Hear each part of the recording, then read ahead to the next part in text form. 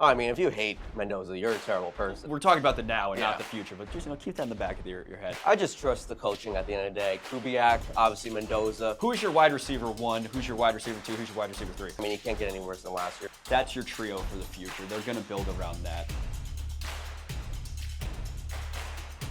Hello, welcome to Football X's and O's. We'll be talking about Fernando Mendoza, the 2026 #1 overall pick for Las Vegas Raiders. I'm Ryan Steele, alongside me is NFL expert David Scott. Fernando Mendoza, #1 overall pick, a lot of hype surrounding him. He's got a lot to work with, but then there's also duds in the process as well. Yeah, with Brock Bowers and Ashton Genty, I think there's going to be a lot to build on here for the Raiders, but we'll see what happens in year one. All right, let's talk about Fernando Mendoza, obviously a Heisman Trophy winner.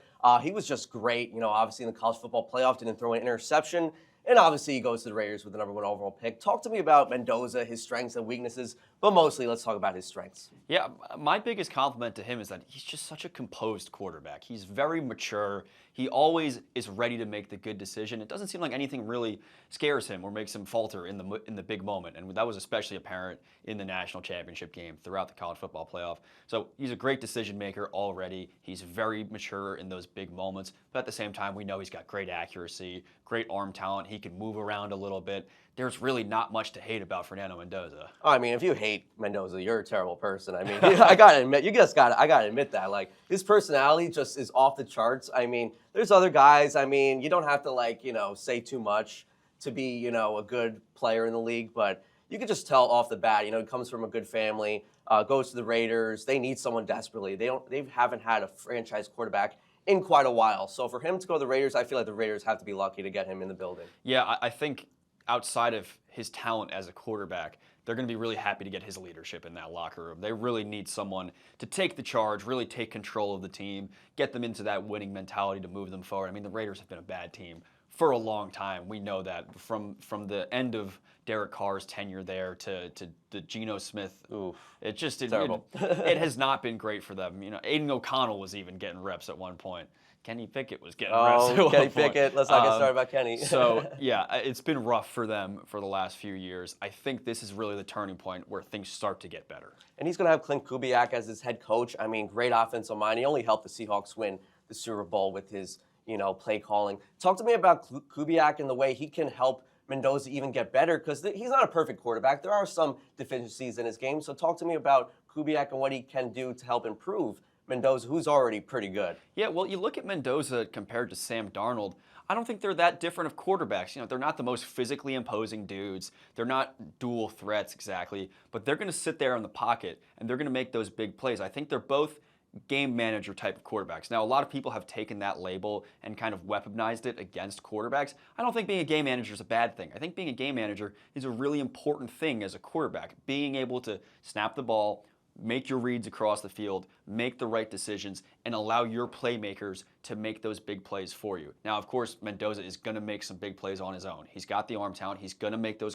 big throws. He's going to run when he needs to. But at the same time, I think he knows when it's the right call to allow a guy like Brock Bowers or Ashton Genty to get the ball and utilize their own skill sets. I think Sam Darnold did that really well with Jackson Smith and Jigba, with Kenneth Walker. I think both of them have very similar skill sets, and I think Kubiak is going to be able to utilize that to allow his other playmakers to shine on the Raiders' offense. Now, I feel like, the Raiders have already discussed about what they want to do in week one. They're going to have Kirk Cousins most likely be under center come week one. But do you agree with that decision? Do you feel like that's the right move? I feel like it kind of is, you don't have to, go really too hard on him. Just maybe week 5, week 6, have him start. What do you make of them probably having Kirk under center week one? I absolutely agree with it. I am 100% pro let your rookie quarterback sit. If it was up to me, I'd let Mendoza sit the whole year. I really believe that allowing a quarterback to sit and learn behind a veteran quarterback is so beneficial to their development. You look at guys like Jordan Love, who sat behind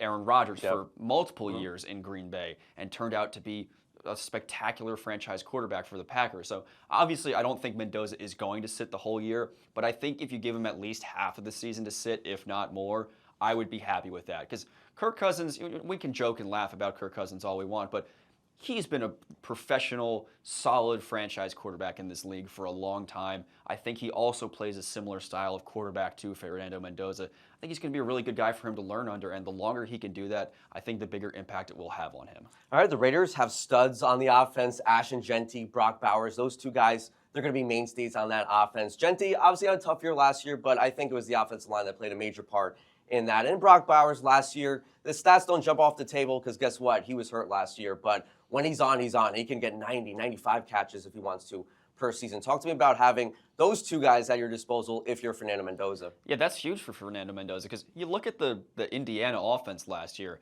It's not like it was jumping with playmakers. Like, sure, Omar Cooper is a first-round pick, and Fernando Mendoza are first-round picks. But outside of that, Elijah Surratt, he ends up going to the Ravens further down the board. I don't think Roman Hemby was drafted down the board. So their running backs were not, and most of their guys were 2-stars. Those kind of prospects, which does not mean they're not good players. Obviously, we just saw them win the national championship. But at the same time, no one really exploded off the page for them. Now you're getting in a guy like Brock Bowers and Ashton Jeanty that he can pair up with to make something really special happen. Sure, the wide receiver group is still not great, but that'll get worked on as Mendoza's tenure continues. But I think him, Bowers, Jeanty, along with the offensive mind of Clint Kubiak, can really start making some special plays. Yeah, they're not in an easy division, but I would trust Kubiak for the long term and obviously Mendoza. I just feel like Mendoza can elevate his talent, like you said. Omar Cooper, Surratt, there's a lot of those guys that weren't first-round picks. Obviously, Cooper was, but the other guys weren't. But I feel like he can elevate the talent. We talked about the studs. The wide receiver room is a little bit, not that good. I mean, Jack Beck, Jalen Naylor, Trey Tucker. That's something that they probably have to address next year. Mendoza's going to have to figure out how to get those guys the ball. It can be accurate, but then the guys also have to step up too. You might see some drops here and there from that group. Yeah, that group is certainly among the weaker in the league. I would say there's not many that rival it in how poor it is. Yeah. But looking ahead to the future, maybe too far ahead, but we know the Raiders aren't going to be that good this year, despite bringing in Mendoza. There's a certain guy named Jeremiah Smith at the top of the draft next year that could end up being an option for them. But we're talking about the now and not the future. But just keep that in the back of your head. But yeah, I think Mendoza and our cousin when he's in as well, they're going to struggle with this wide receiver group. Bowers is certainly going to get the load with the targets. Jeanty is going to get a lot of carries, and I think under an improved offensive line, he is going to do much better. But Mendoza, once he comes in, he'll figure things out with that receiver group. It's not going to be perfect, but at the same time, I think he'll manage. All right, you spoke about the offense a little bit. How about illustrate what the offense will look like? Yeah, we'll take a look. Yeah. All right, let's take a look at how the Raiders' offense is going to line up. So, obviously, we'll do this as if Mendoza is starting. And then we've got our good friend Ashton Jeanty over here. And then the receiver group is where things get a little more muddy, but we know that Bowers is our tight end. There, yep. We know he's there. He's going to be doing his thing. No question about that. Who's your wide receiver 1? Who's your wide receiver 2? Who's your wide receiver 3? I think Trey Tucker probably slides into that wide receiver 1 role.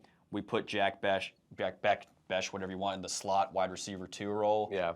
And then Naylor goes the outside. Yep. Who was decent in Minnesota, but you're not really sure what you're going to get from him outside on the other side. He does show promise. I mean, he did have Jefferson in front of him and Addison. So yeah. So I will say Besh was a fairly propped up prospect coming out of TCU, second-round pick. Didn't really flash in the way that we thought he would. Tucker, Naylor, I think, has the most of the upside in this wide receiver group. If Naylor and Beck can turn into something just decent, Bowers continues to do his thing. Jeanty, we know who Jeanty is. I don't think this is a terrible offense, but at the same time, I think if you look 2 years down the line, you probably don't even see Tucker or Beck, maybe even Naylor in this offense. Like, these are not mainstay guys that are going to be franchise receivers. Mendoza's not going to have much to work with in that year 1. It's going to change. He's going to get a better group as things go on. But right now, I'm just not too confident in his ability to produce like he did at Indiana with this group around him. I just trust the coaching at the end of the day. Kubiak, obviously Mendoza. The offensive line should be a little bit better than last year. I mean, you can't get any worse than last year. It was just terrible. The penalties. I mean, you're sitting at 3rd and 15 all the time. That can't happen. So if that gets cleaned up a little bit, I do like what Mendoza and Kubiak can do. and then you can see what, because I don't think Tucker's a terrible wide receiver. It's just the No. fact that you look at other teams, you see probably 25 to 30 teams have a better wide receiver room than the Raiders. Yeah, and there's certain things that you can, like Tucker is a guy that you'll just like shoot him down the field. Bowers, we know, can do whatever. Like, you throw him on a post, or you throw him out here, or maybe you throw him a little corner. You wouldn't do that if Tucker was on a streak, but that kind of thing. Beck is your underneath the guy 100%. Slants and in routes, and then Naylor can also do those streaks. Maybe we'll see him come back. Oh, he's a deep ball guy. So maybe see him go out a bit, but there's ways that Kubiak is going to be able to utilize this offense, but he certainly does not have a Jackson Smith and Jigba. He just does not have it. I think he'll be able to utilize Genty in a really exciting way because he did some fun stuff with Kenneth Walker. He does not have a JSN. He'll do some cool stuff with Bowers. We know that, but how is he going to make this receiving room work? That's going to be really interesting to see. Yeah, I just don't think it could be predictable. That's what Kubiak doesn't do. He's not a predictable guy. So he can do, play action and all of a sudden, quick throws. So there's so many things that Kubiak loves to do that other teams are copying what Kubiak has done. I mean, he does insane things. I remember he ran running back scissors with a tight end in the red zone in the playoffs. So if you're doing that with, Jake Bobo or whoever is running at the tight end for the Seahawks. Imagine what he's going to do with Bowers, and with Bowers' blocking ability at the same time. With Genty's just physical, imposing size, but also speed. I think you're right. He's going to be unpredictable. That's how they're going to have to manage things in this year one, maybe year two. Once they develop the offense more, I think that's when they can really start doing some real damage. But that unpredictability is going to be key. I think they can be explosive with Bowers as long as he stays healthy. I mean, we saw in his rookie year, just explosive, just yards after the catch. I think that's what Mendoza and Bowers, that's the true two guys I'm looking at. I bet people are going to say Genty and Mendoza. That's going to be interesting to watch too, but I feel like Bowers, man, I feel like he can get 100 receptions this year or maybe even more. So as long as Bowers stays healthy, it can be an explosive duo, Mendoza and Bowers. Yeah, it's a really exciting young group of three players right here. That's your trio for the future. They're going to build around that. That offensive line is getting better. Once the wide receiver group, we don't even need to consider the wide receiver group for right now. You look at this right here, that's what you get excited about. Now, we'll get excited about the offense. We won't have to talk about the defense. That's a story for another day. You still have Max Crosby, so they might have to, have a lot of points each game. So I think we should expect some fireworks here and there from the Raiders offense. What do you see for the record? I know it's a hard division, Chargers, Chiefs. As of right now, what do you make of the Raiders? You think they can? They had 3 wins last year. You think they can double it? I'd give them 5 to 6. 5 to 6? Yeah.